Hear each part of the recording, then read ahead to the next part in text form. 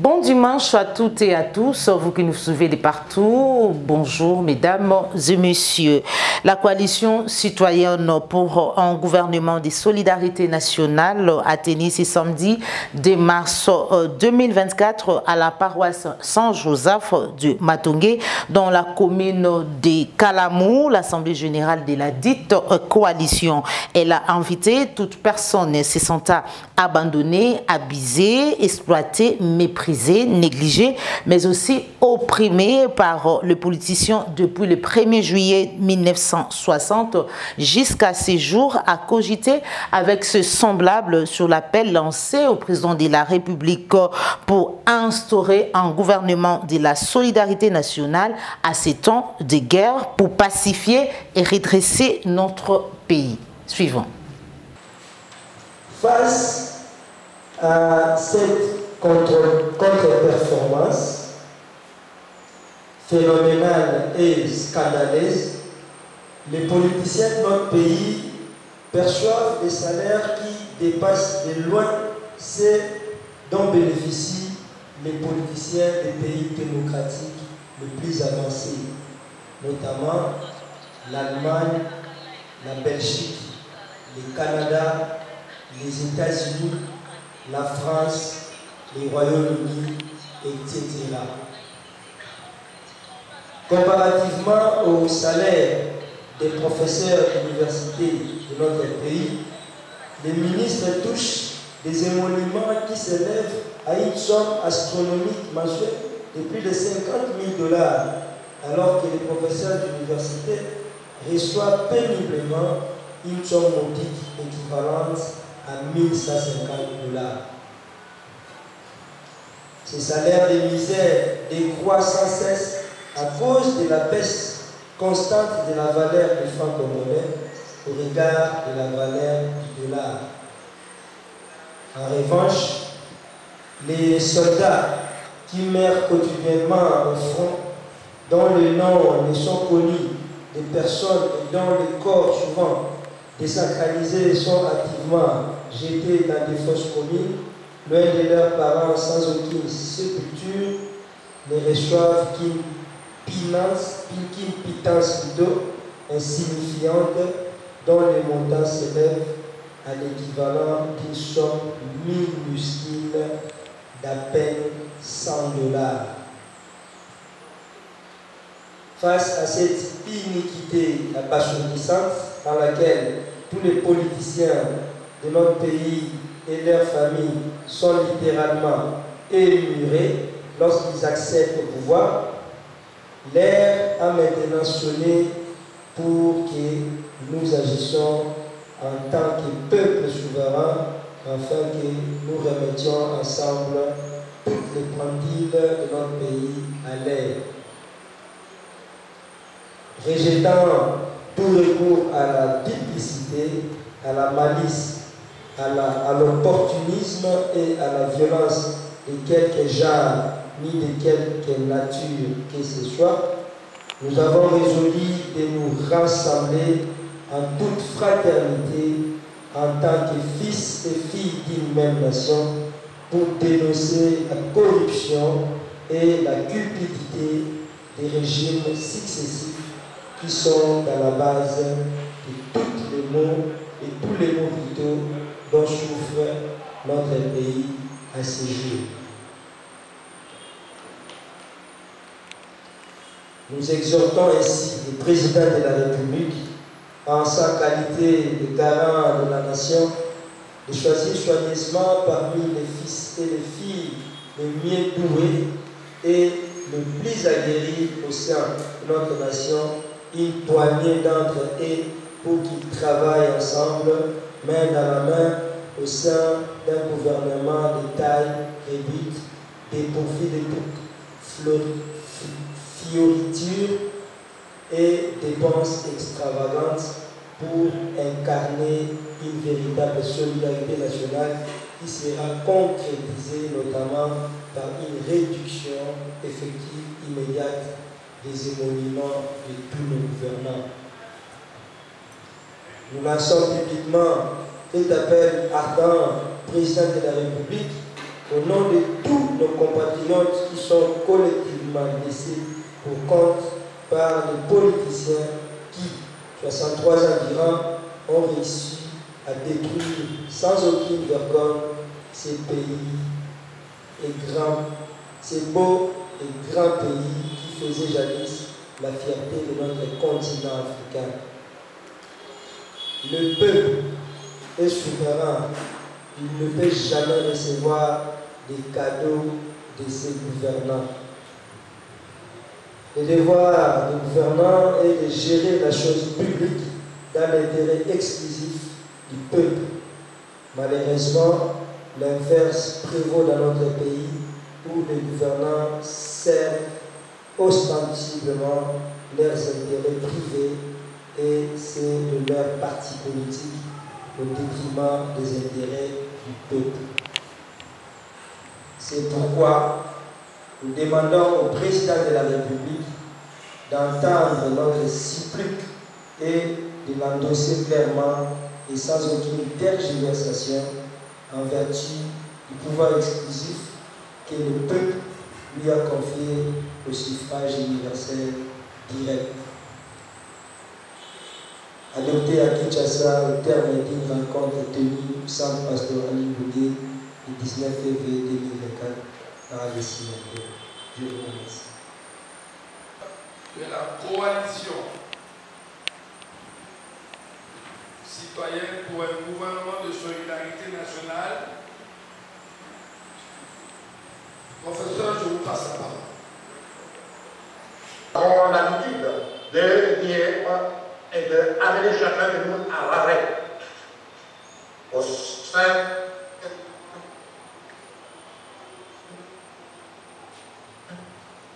de l'arrêt.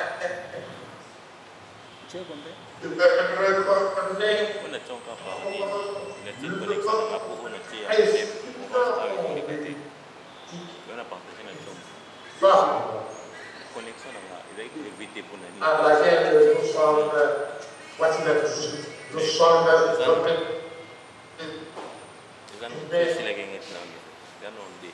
par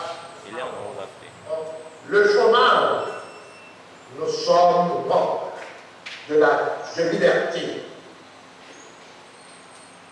Nous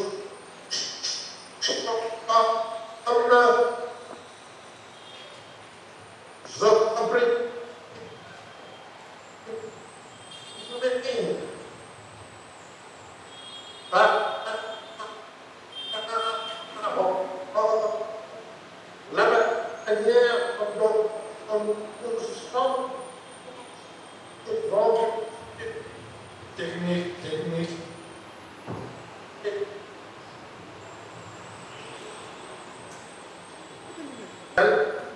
Et l'Afrique équatoriale française, dont la capitale était basée à Brazzaville, juste en face de notre pays. En 1958, la France balkanisa littéralement et totalement ces deux grands ensembles pour accorder l'indépendance à chacun des micro-États dont la cohésion économique est présentement assurée sur la base du franc CFA.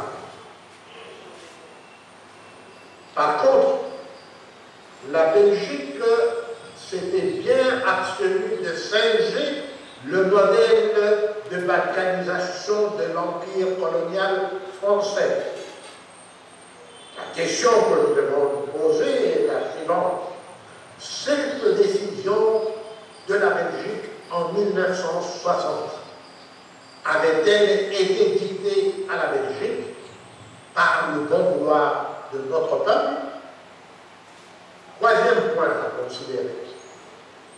De 1960 à 1965, notre pays était en proie à des forces centrifuges qui le secouaient de part en part. Quel rôle l'Occident avait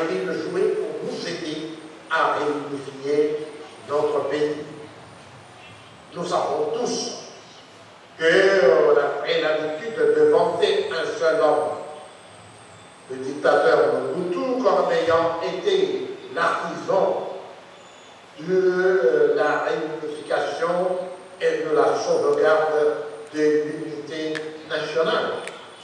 Posons-nous sérieusement la question. Le rôle de l'Occident n'y avait joué aucun rôle.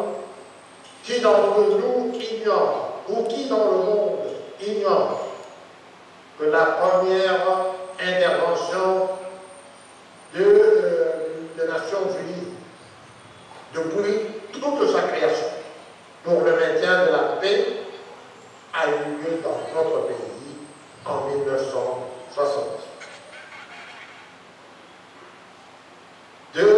En 1966, une armada d'armées africaines était parvenue, est arrivée jusqu'à Kinshasa pour déboulonner le dictateur.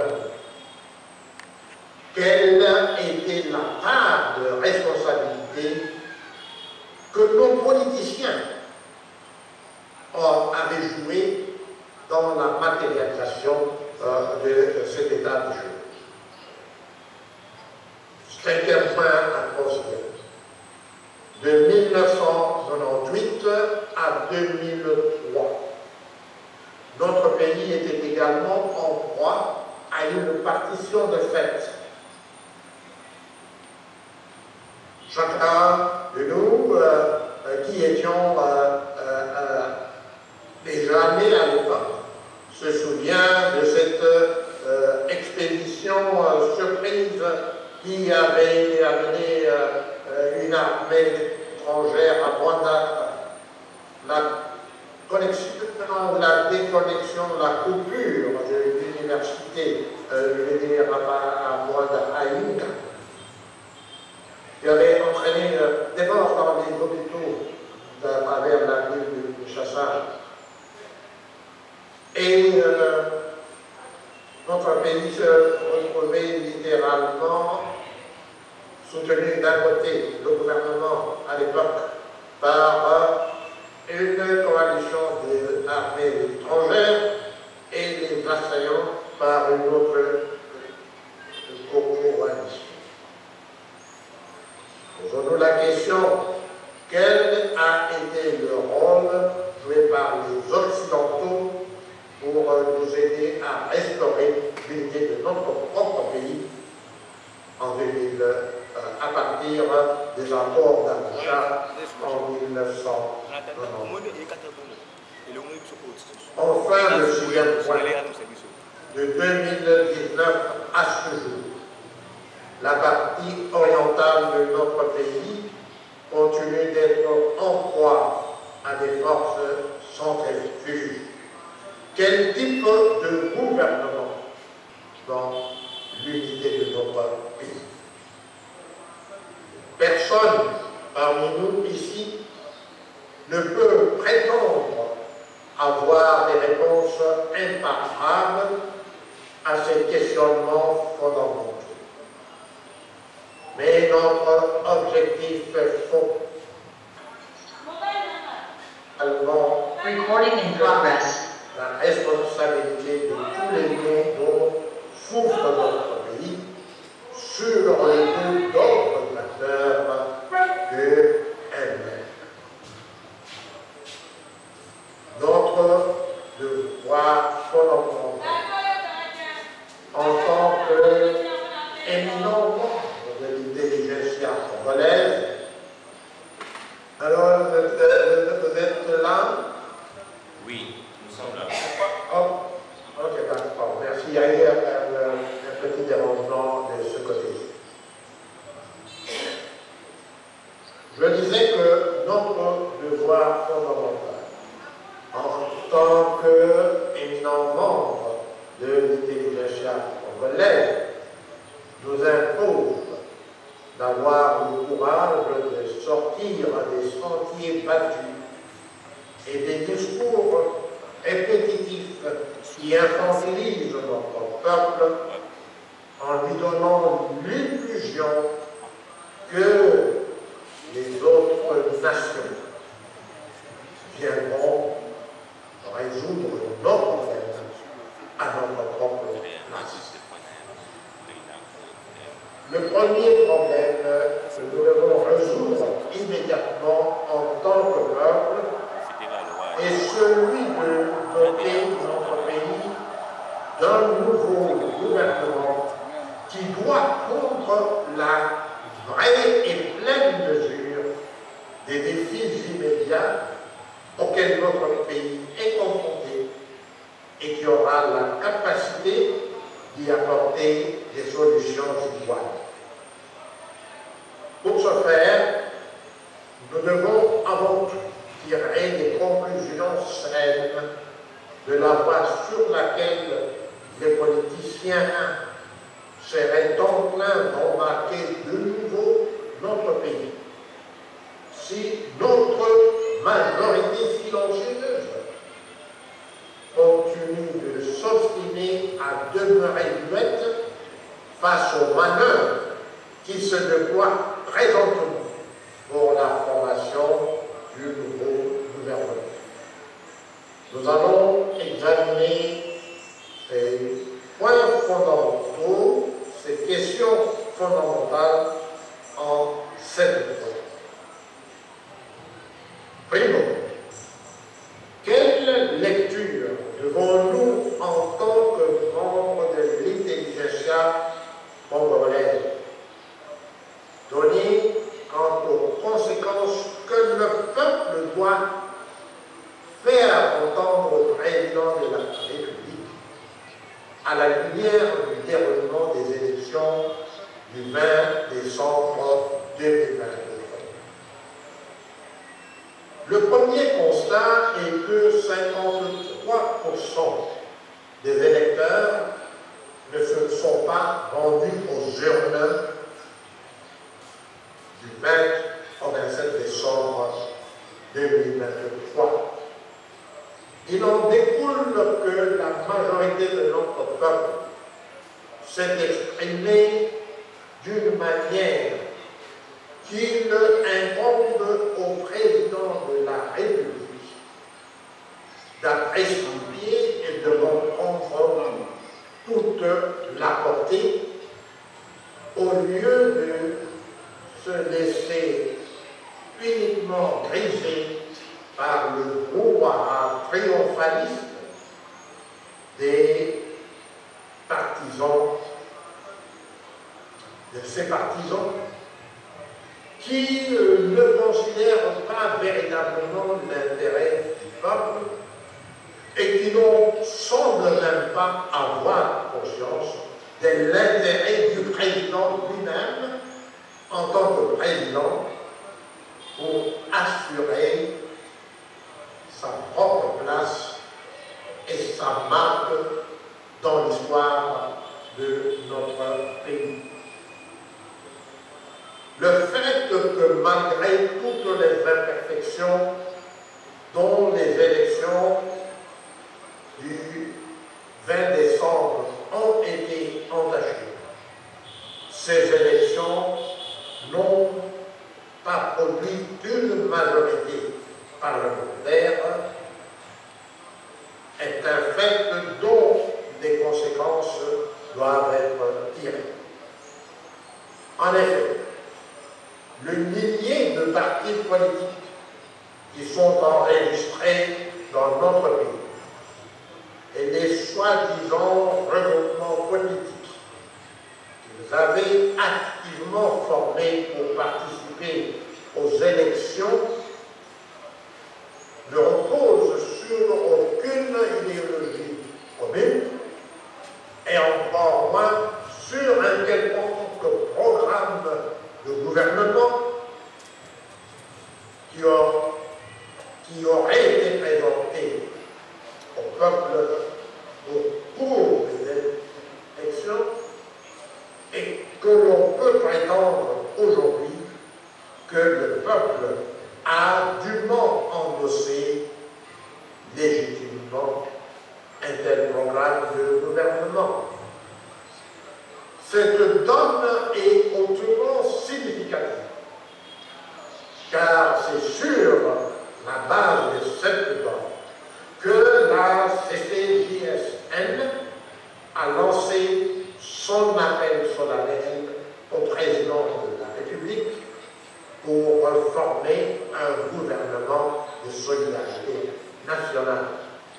Et à ce sujet, je voudrais nous faire prendre conscience que les dispositions de la Constitution sont très claires parce qu'elles donnent au président le pouvoir d'agir dans l'intérêt national. Je vais citer ici les dispositions spécifiques de la Constitution. L'article 78, dans son alinéa 1er, précise ceci.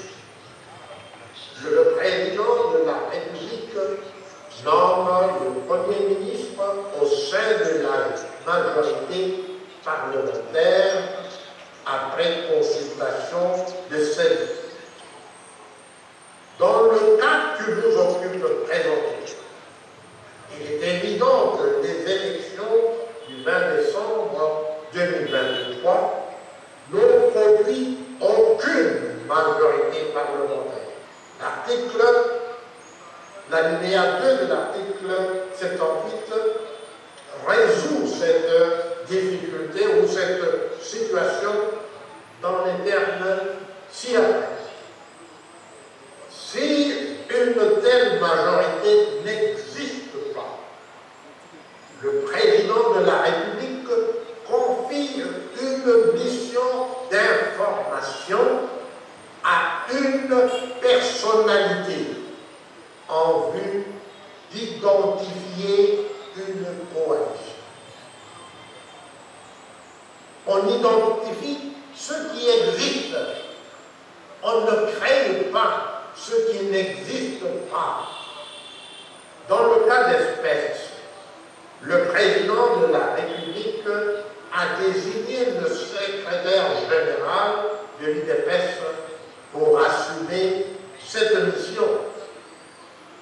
Il est très utile de noter que la Constitution ne requiert absolument pas que cette tâche soit confiée exclusivement à une personnalité politique ou à un député.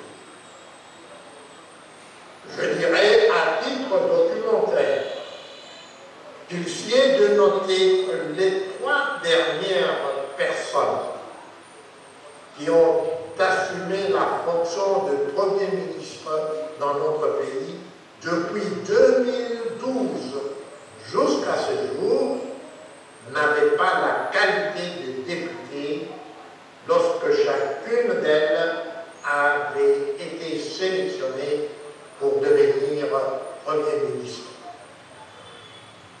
Enfin, l'alinéa 3 de la Constitution précise que le président de la République nomme les autres membres du gouvernement et met fin à leurs fonctions sur proposition du Premier ministre.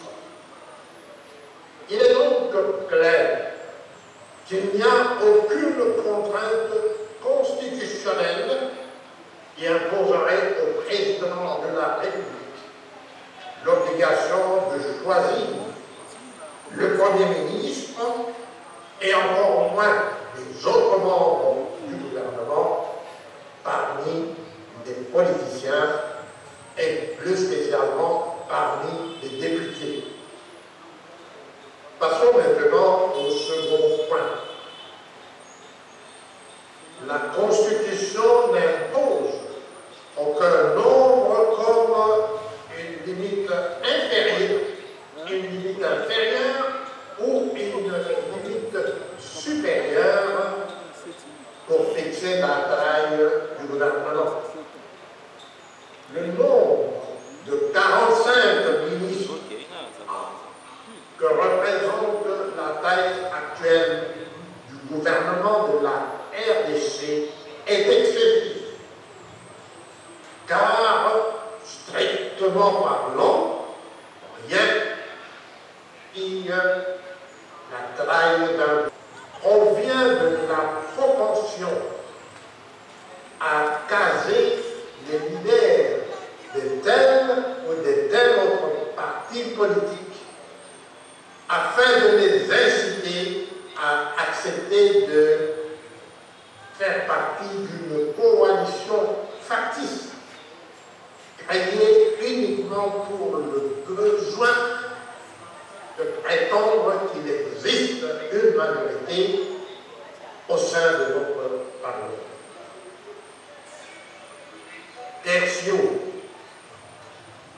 la Constitution ne prescrit nullement un montant quelconque à titre d'émolument qui doivent être versés aux ministres, aux députés ou à n'importe lesquels des politiciens communs. Sur ce point, il est clair que les salaires dont jouissent les politiciens, c'est besoin. Seul un gouvernement, un nouveau gouvernement, dont les membres ne seront pas des politiciens, carriéristes, ni affairistes, aura le courage et l'intégrité morale requises pour réduire drastiquement les émoluments et les salaires de nos compatriotes qui ne vivent d'aucun autre métier, sinon la poursuite de la politique. En ce temps de guerre, personne ne peut imaginer qu'un recyclage des politiciens dans les fonctions ministérielles donnera à ces mêmes politiciens une imagination autrement plus féconde qu'hier pour trouver des solutions idoines qui aideront à terminer la guerre et à relancer de manière conséquente le développement économique et social de notre pays. Si nous nous référons par exemple à la règle cardinale de tous les entraîneurs des équipes de football, ou que tous les amateurs de ce sport formidable que le football connaissent fort bien, on change constamment les joueurs qui sont sur le terrain au cours d'un match si leur performance du moment se révèle insuffisante ou inadéquate. Il en va certainement de même pour les politiciens qui sont appelés à siéger au gouvernement. Car évident à chacun des Congolais que la performance de chacun de ces politiques, et plus spécialement pendant les 5 dernières années, a été totalement désastreuse. Plutôt, pourquoi est-ce que la majorité silencieuse de notre peuple exige un gouvernement de solidarité nationale? Durant toute la campagne électorale, la majorité de nos compatriotes, y compris les partisans qui s'étaient massivement amassés pour écouter le président et soutenir sa campagne, n'avaient pas mis des gants pour exprimer leur ras-le-bol avec la persistance et la prévalence du système de copinage, de clientélisme, de népotisme et de tribalisme qui ont fortement contribué à caractériser la performance de l'équipe gouvernementale qui a présidé à la destinée de notre pays au cours des 5 dernières années. Le développement économique et social ne pourront être possibles. C'est pourquoi, agissons à travers la CCGSN, la majorité silencieuse du peuple, exige qu'une dimension fondamentale soit accordée à la problématique de la restauration de la justice, de la paix, de la confession et de la réconciliation véritable entre tous les fils et toutes les filles de notre très cher et très vaste pays, dans lequel il y a infiniment plus de place pour chacun de nous et pour tous. En conclusion, permettez-moi d'évoquer les 6 points principaux que nous devrions retenir comme fer de lance du nouveau gouvernement de solidarité nationale que nous appelons tous de nous. 1. La majorité de notre peuple, représentant 50% des électeurs, n'a pris aucune part aux élections qui avaient eu lieu du 20 au 27 décembre 2023. 2. Sociologiquement parlant, il est erroné et malsain. Il serait erroné et malsain de conclure que le silence exprimé par ses électeurs doit être ignoré et considéré comme n'étant pas susceptible d'emporter des conséquences désastreuses pour notre pays. 3. Dans l'intérêt supérieur de l'ensemble de notre peuple, la CCGSN se veut être le porte-parole de cette majorité silencieuse de notre peuple. 4. C'est à ce titre que la CCGSN en a appelé solennellement au président de la République à travers son appel du 19 février 2024 pour qu'il désigne un compatriote hors pair en qualité de Premier ministre pour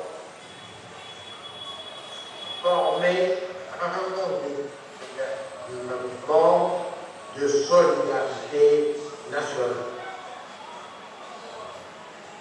La paix,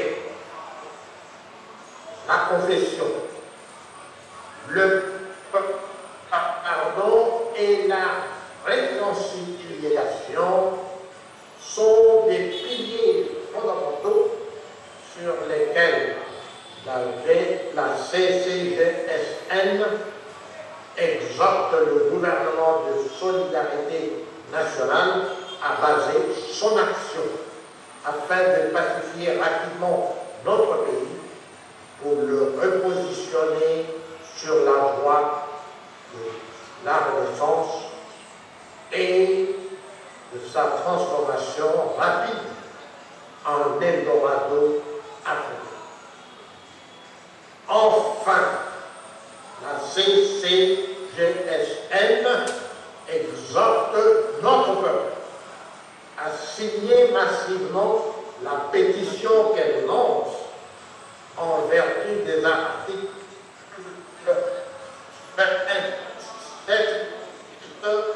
écrit que sont la Constitution pour Cathiote. Je vous remercie pour votre aimable et soutenue attention.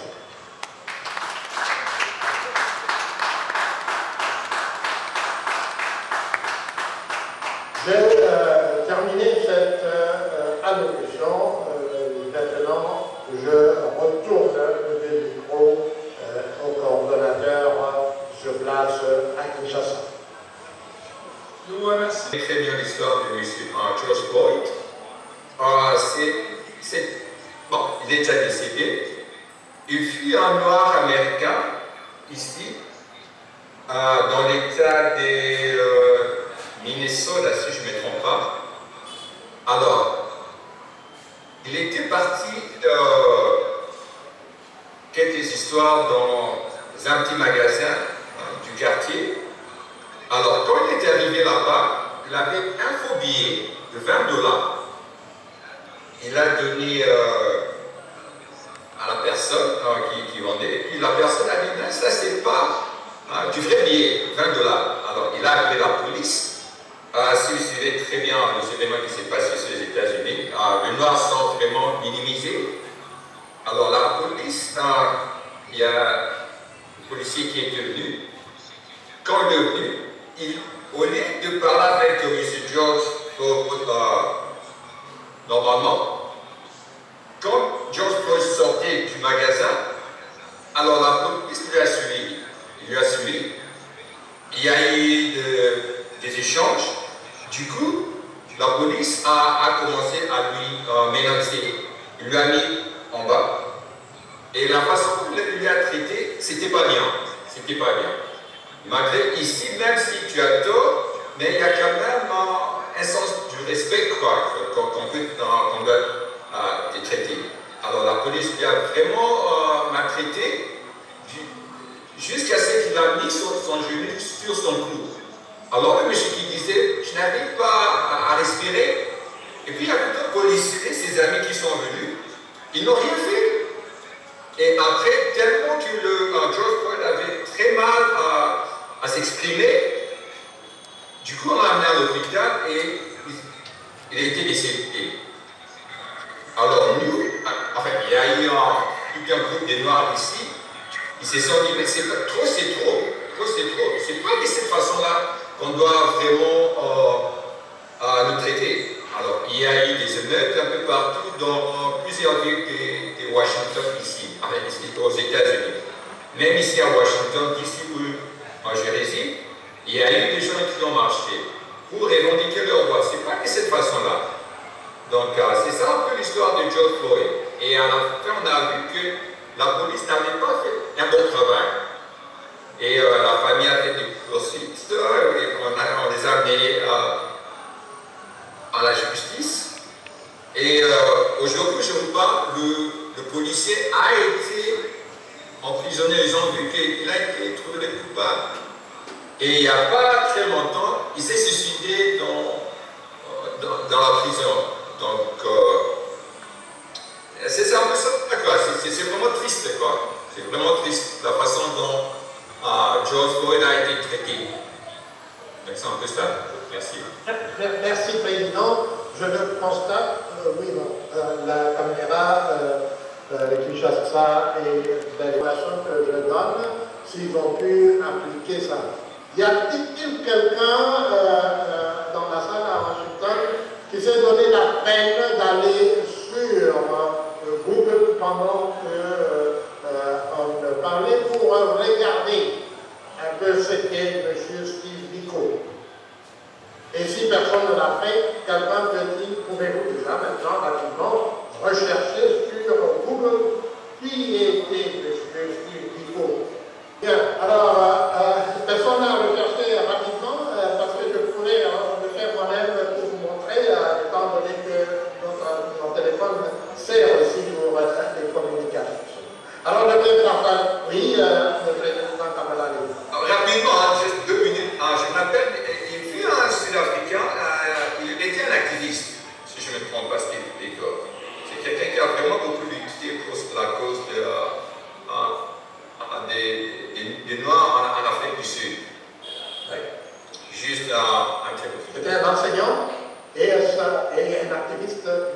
tendue. Et les jeunes, et je le vois, ceux de ma génération doivent connaître, oui, certains connaissent. Mais si vous avez regardé, alors avant même que je réponde, qui peut penser maintenant pourquoi j'ai cité ces deux noms?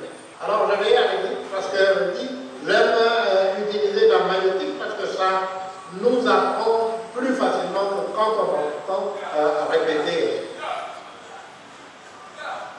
Je vais aller vite de manière inductive et pas simplement déductive. J'ai cité ces deux noms. Je vais ajouter un troisième nom maintenant qui va faire comprendre à tout le monde pourquoi j'ai cité ces deux noms. Qui connaît M. Chérubin Okende? C'est le silence absolu. Personne ne connaît M. Chérubin Okende. Bah, je pense que nous tous on a suivi l'histoire de M. Chérubin Okende. C'est moi qui est ici, je l'ai suivi, je connais. Alors, ceux qui sont à Kinshasa, et je constate qu'ils sont tous bien muets. Particulièrement d'un. Je vois qu'il y en a un qui demande le micro. Allez-y, Claire. Merci pour la parole accordée, cher professeur. Commencer cette séance de notre activité, on a parlé de lui par rapport à ce que notre injustice a donné comme résultat. Il a été assassiné et il y a de cela plus de 8 mois. Son corps demeure toujours à la morgue de l'hôpital. Pourquoi? Parce qu'ils sont en train de chercher qu'est-ce qui a fait, qu'est-ce qui a causé sa mort. Mais récemment, on a suivi, bon, je n'avais pas vraiment mis mon attention sur ça parce que c'est une affaire très compliquée actuellement. On ne le parle plus. Mais ça a dérangé tout le monde par rapport aux résultats. La justice congolaise nous a présenté. Or, récemment, le président de la République a bien dit on ne pourrait pas répéter les erreurs du passé. Déjà, avec l'appareil judiciaire, ça ne va pas. Mais si seulement il a été bien assassiné, mais comment la justice congolaise peut nous donner ces résultats-là? Est-ce qu'une personne de lui-même peut faire tout ce qu'on a vu avec M. Chérubin Okende? Donc il y a un problème auprès de notre appareil judiciaire, comme vous venez de parler, parmi les 6 rubriques que vous avez énumérées récemment. Merci.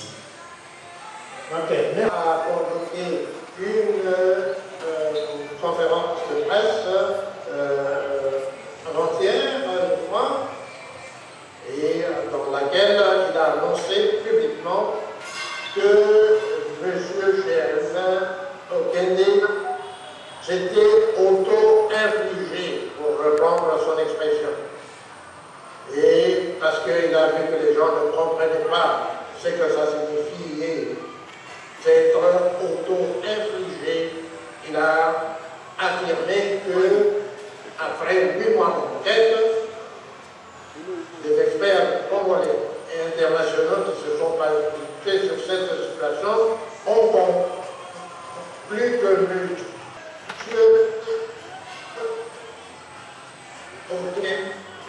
s'était soumis et qui est retrouvé dans de sa disparition, mort, suicide.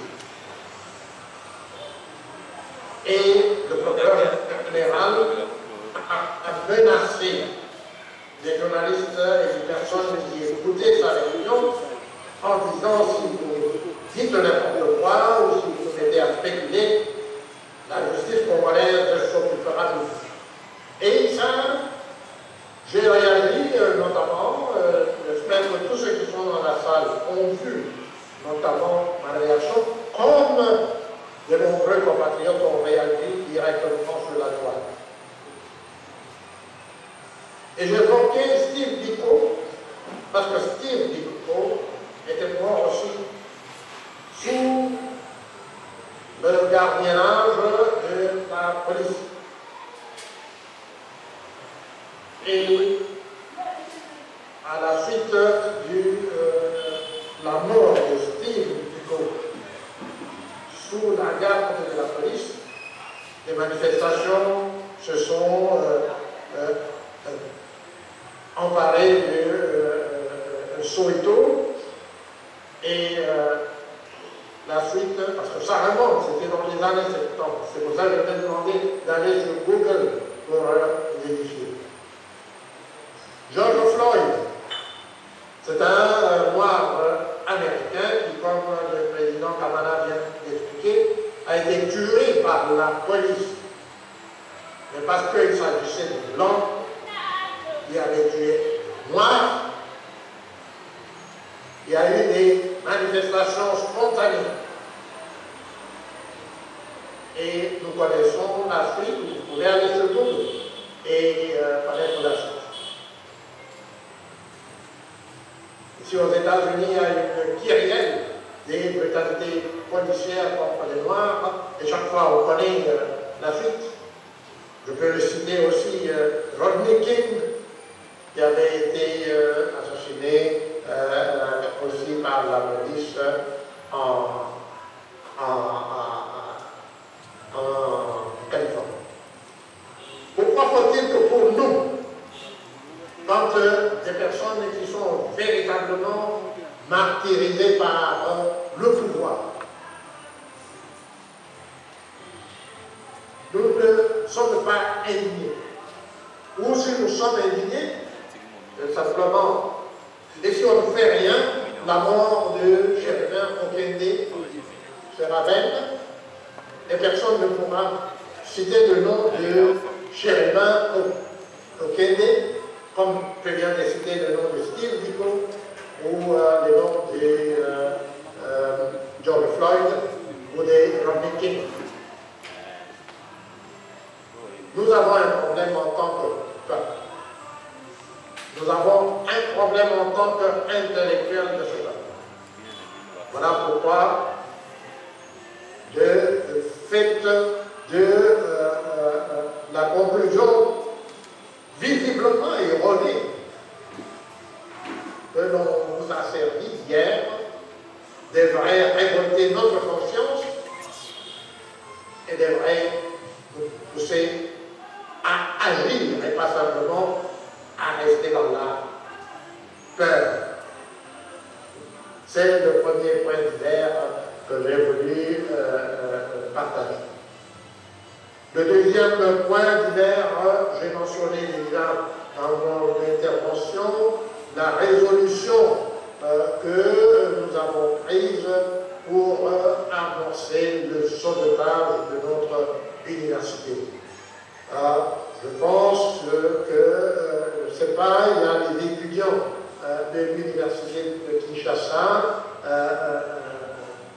dans l'audience, je ne sais pas, je pense qu'il y en avait un qui était en ligne.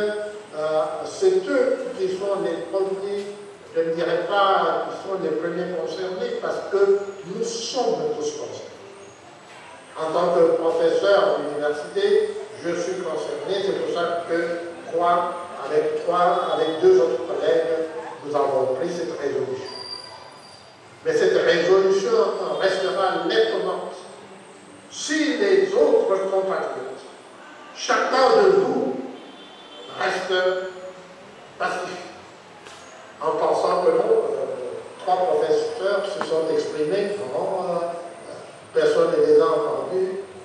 Est-ce que ma voix va ajouter quoi que ce soit, ma voix va faire quelle différence?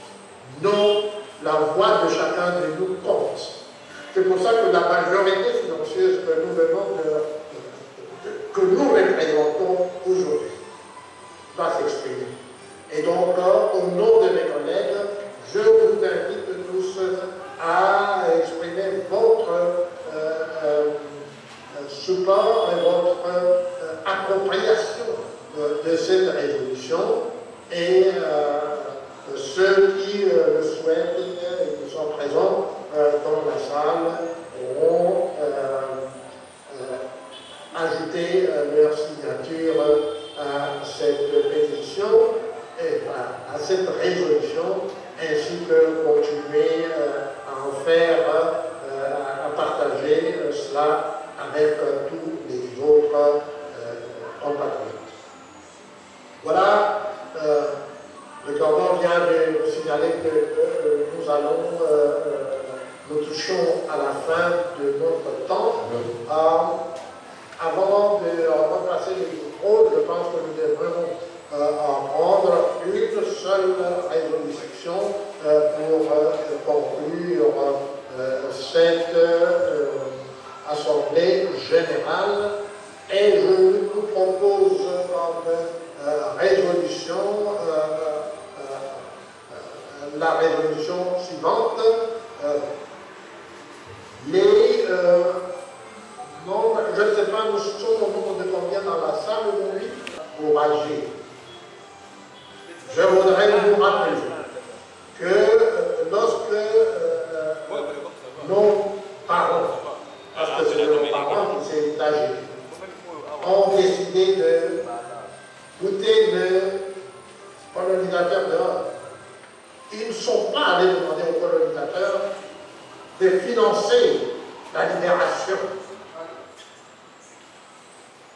Nous venons de parler de nous-mêmes comme étant hommes ayant pris la conscience du fait que nous sommes opprimés par les politiciens.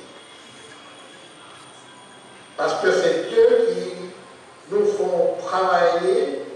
Les politiciens, nous les appelons politiciens, et je pense que nous devrions retenir une expression plus simple. Les successeurs de Léopold.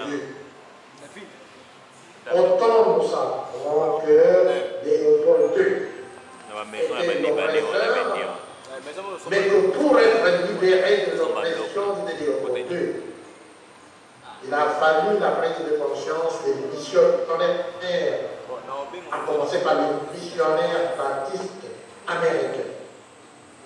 Mais 64 ans après, nous attendons que d'autres personnes viennent nous libérer.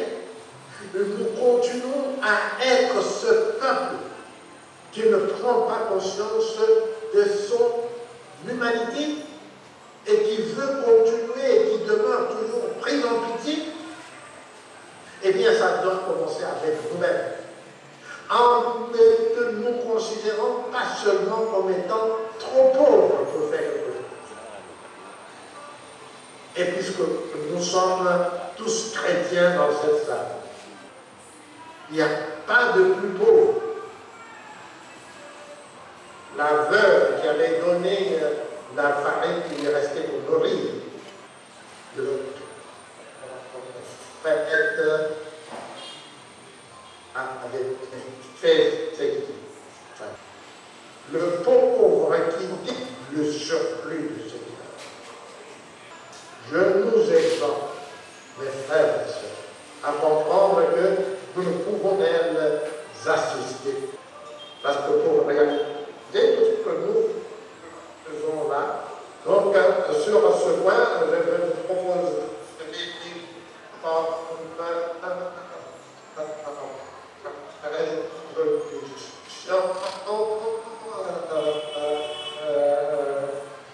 les termes 2 mars 2023. La première génération,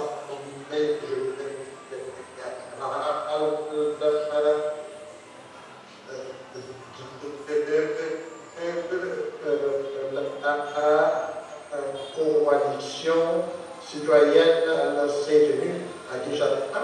Je pense qu'il était 14h30 juste quand nous avons commencé et se sont terminés à, il est maintenant 17h35.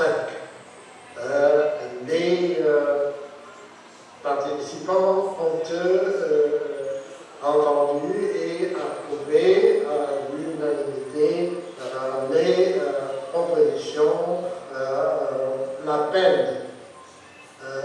lancé par la CCGSN, le président de la République, le 19 février 2026. ils ont aussi approuvé à l'unanimité les termes des propositions dans la notification intitulée à Kinshasa le 2 mars 2024. Est-ce que cette résolution est adoptée? Je n'entends pas les réactions de Kinshasa.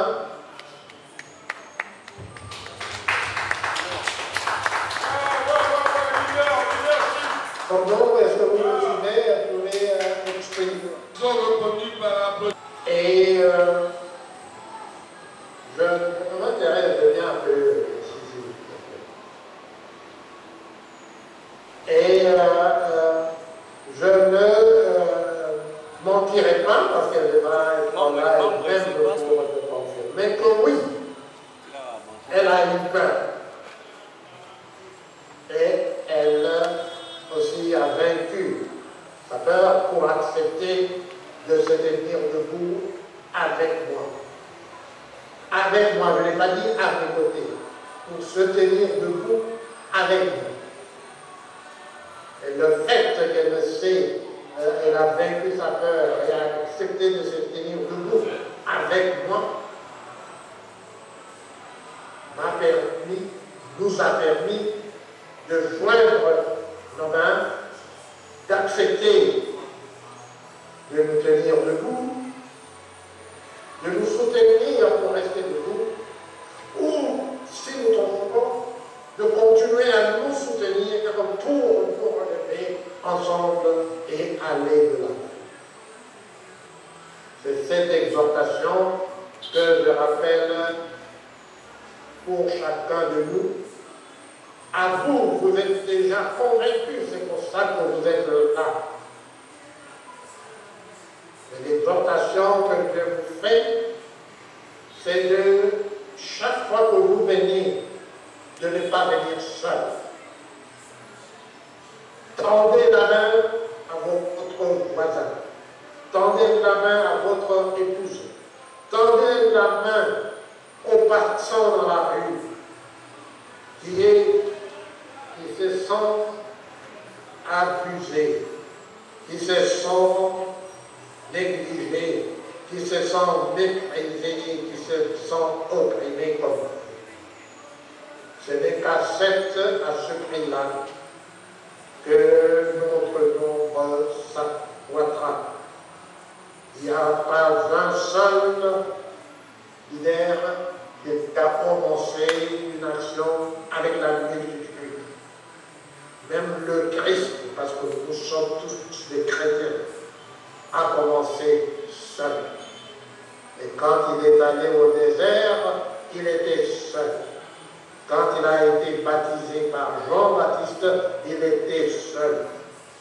Donc n'ayons pas peur d'être seuls. Nous sommes déjà ensemble aujourd'hui et notre nom ne pourra aller que en s'accroissant. Les 12 apôtres ont tous péri, mais nous sommes tous devenus des apôtres grâce à leur foi, grâce à leur engagement. Voilà. Je vais passer la parole à Maman Thérèse qui est à côté et ensuite je vais repasser le micro le mot de la fin. Oui, j'aimerais nous remercier tous pour la séance qui vient de se passer. Et je suis persuadé que quand on a quelque chose de bien à contribuer, à dire, un conseil, une bonne parole, il ne faut jamais hésiter parce que c'est comme un grain de je ne sais quel arbre fruitier qu'on met dans le sol et puis ce n'est pas le jour où on l'a planté qu'on verra le beau manguier. Hein. Donc, je vous dis merci pour ce que nous faisons, c'est pour la nation et c'est notre pierre en fait, à la construction de cette nation et de ce pays qui est le nôtre. Nous avons un si beau pays. Et malheureusement, quand nous le parcourons, c'est vraiment la désolation. Mais comme on dit, on prend le taureau par les cornes comme on peut les prendre. Et puis voilà, et tout le monde a sa contribution. Je vous remercie infiniment. Merci infiniment. Au week-end. Alors, Gordon, reprenez votre micro. Merci, professeur. Avant de clôturer cette séance, la situation que nous vivons dans ce pays, je voulais une fois de plus vous dire merci, vous et votre épouse, en tant que promoteur de l'initiative que nous venons de vivre cet après-midi. Et je voulais demander à l'assistance d'applaudir fortement.